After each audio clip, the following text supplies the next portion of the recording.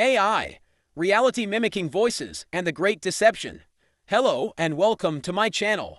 Today, we'll open the door to an era where artificial intelligence is not just about code and algorithms, but seems to be creating its own consciousness. We are in the midst of a revolution that makes us question what we see, hear, and even reality itself. This revolution brings with it incredible opportunities and terrifying dangers. Voices mimicking us and their dark side. Artificial intelligence is now learning to speak like us, and even to feel like us. Recent advancements in voice models have been incredible. For example, an AI called Blend can perfectly mimic your tone, rhythm, and pronunciation from a very short recording of your voice. There's more. 11 Labs has started adding emotions to voices. We're talking about an AI that can laugh, whisper, speak dramatically, and even sigh.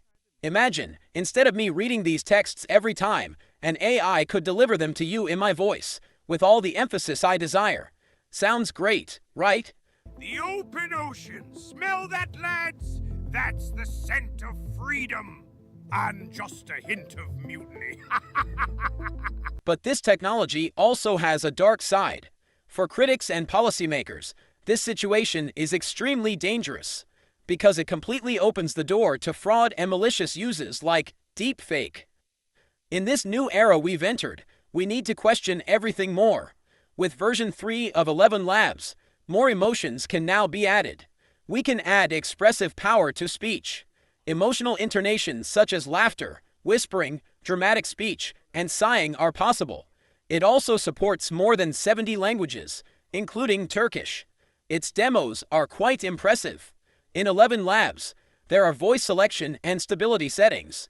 If stability is in the middle, the sound is more balanced and neutral.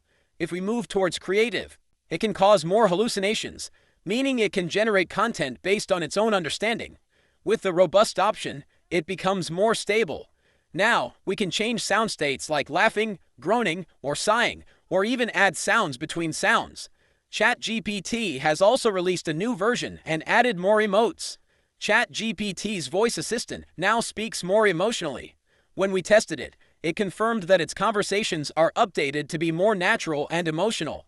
It can even try an angry tone. The big scandal. Were we fooled by AI?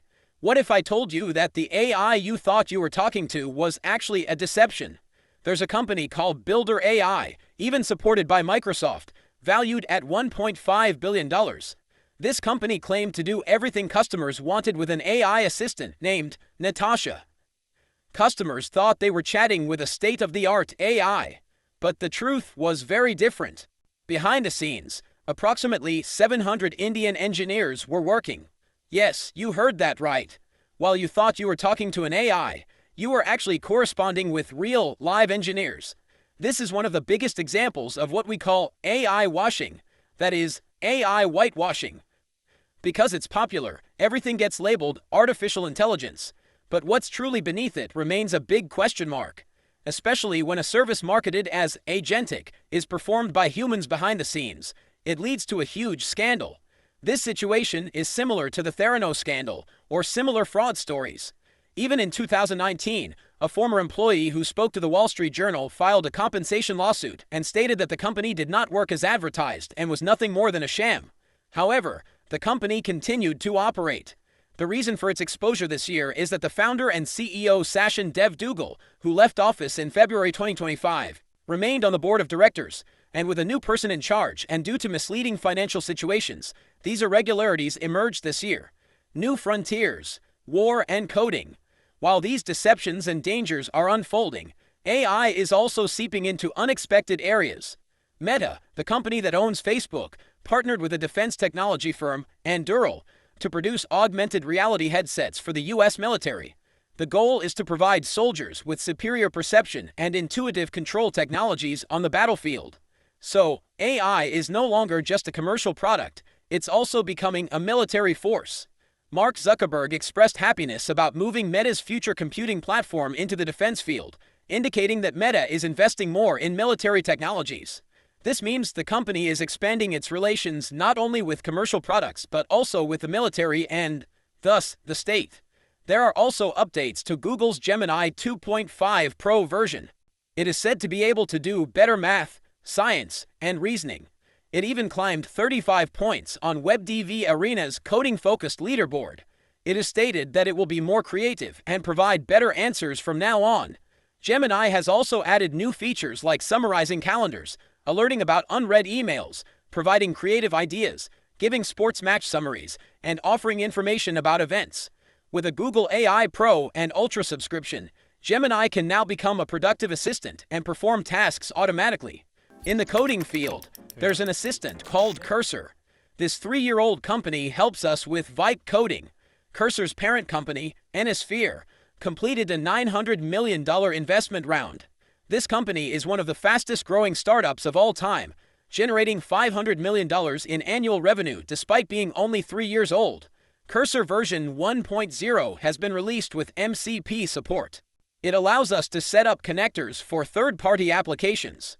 Background agents will now be available to everyone, able to complete longer tasks on their own, and new tasks can be assigned via Slack. So, it will work like an agent. In the memory section, we'll be able to follow past conversations, projects, and rules. There's also a bug bot that can quickly check and comment on errors in our code. More than half of Fortune 500 companies now use Cursor. There are also innovations in Perplexity. It allows for more in-depth analysis. We will now be able to both search and research the American Stock Exchange. This will enable deeper research into companies. Meanwhile, Claude Code has been opened for Anthropic Pro subscribers. The projects section will now be able to handle 10 times more content. These features will be added to all paid plans in a few days. Anthropic continues to improve itself continuously. X has updated its developer agreement and added a new restriction prohibiting third parties from using its content to train and fine-tune large language models. Reddit was also going to sue Google because Google had allegedly trained Gemini with Reddit's articles and content. We will see if there will be a privacy agreement or a different agreement between Reddit and Google, or if this will lead to a lawsuit. An anthology series will be released next month. Each episode will be different and produced by artificial intelligence for the first time in the world. Oscar-winning director Danny Boyle, who won an Oscar in 2009 for Slumdog Millionaire, also served as a consultant for the series. The series was made with 11 labs, Freepik, and Kling. However, when it's not real, it doesn't excite me much. I think most of us feel that way anyway. We cannot connect with what is not real.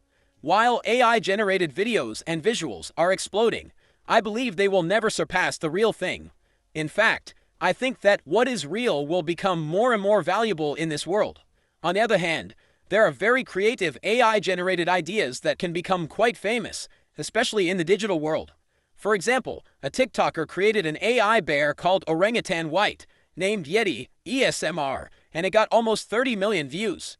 All stories are generated by artificial intelligence and are currently viewed millions of times on TikTok. While it might be interesting, I think it won't satisfy us after a while. The solution: AI to stop AI. So, who will control such a rapidly and uncontrollably growing power? This is where another giant name enters the scene: Yoshua Bengio.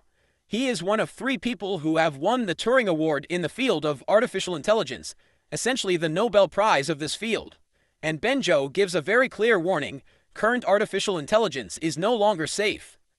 Last month, 2 individuals accused of bombing a fertility clinic in the United States said they learned how to make bombs from AI.